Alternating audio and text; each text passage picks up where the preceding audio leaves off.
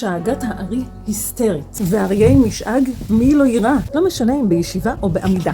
העיקר שנרגיש יציבות, העיקר שנרגיש יציבות מול מציאות היסטורית מאתגרת, התראות, אזעקות שמוציאות אותנו מהשגרה. אבל בפנים יש לנו עמוד שדרה, בגוף ובתודעה. כלי עוצמתי לשמירה ולהגנה עלינו ועל כל ישראל שלומדים בדוד המלך שככה יצא מלחמות, להושיט שתי ידיים ובכוח דמיון לבקש.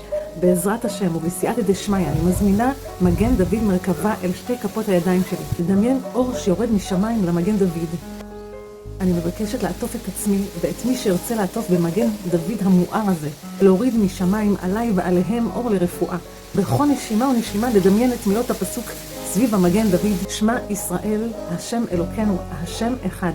איך הן משפיעות עלינו הגנה וחוסן ורפואה פנימית. גם כשסובבת סביבנו כל שערה, הנשימה מאזנת את מערכת העצבים שלנו, מארגנת בתוכנו את התודעה הבריאה ומחברת את הנשמה שלנו לכוח עליון.